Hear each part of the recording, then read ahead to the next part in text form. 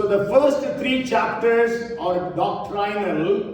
और जो पहले 3 पद हैं, अध्याय हैं, वो सारे के सारे सिद्धांतिक हैं. And then chapters 4 to 6, they speak about practical things. और 4 से 6 जो व्यवहारिक बातें हैं उसके बारे में बात करते हैं. So the difference I will just share with you. First 3 chapters, the importance is given for God's purpose and power in a life of a believer. और एक विश्वासी के जीवन के अंदर में परमेश्वर के उद्देश्य और उसके सामर्थ्य के बारे में पहले 3 अध्यायों के अंदर वर्णन किया गया है. And chapters 4 to 6 speak about the believer's walk and warfare.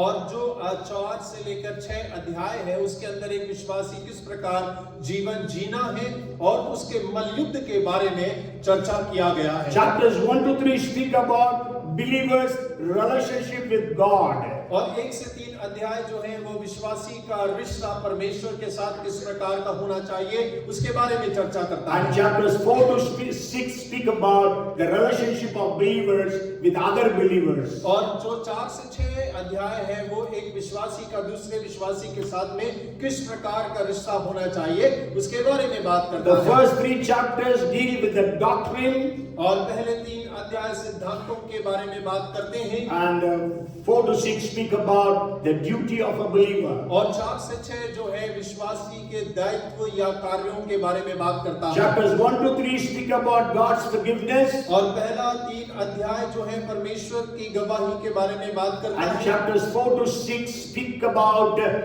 leading a holy life, holiness. और 4 से 6 एक पवित्र जीवन को जीने के बारे में बात करता है. Chapters 1 to 3 speak about our redemption.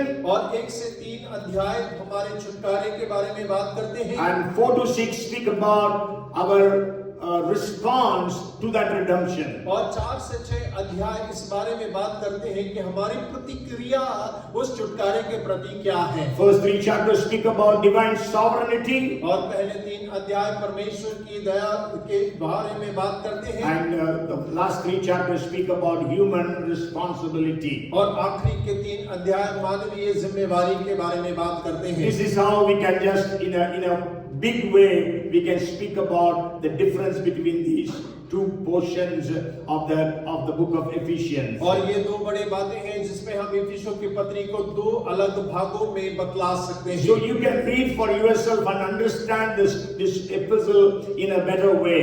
और आप अपने बेहतरी के लिए समझ के लिए आप इसके ऊपर अध्ययन कर सकते हैं. इस पत्री को और अधिक पढ़ सकते In हैं. the first and the third chapters there are 2 beautiful, powerful prayers that Paul was making for the believers of Ephesus. और देखिए पहले 3 अध्याय के अंदर में पौलुस 2 बड़ी सुंदर और सामर्थी प्रार्थनाओं को लिख रहा है जो वो इफिसस की कलीसिया के लोगों के प्रति करता है. But today I want to share with you from the 4th, 5th and the 6th chapters. और आज मैं 4 और 5 और 6 अध्याय से आपके सामने वचन रखना As चाहता I हूं. told you, these 3 chapters speak about our walk and warfare.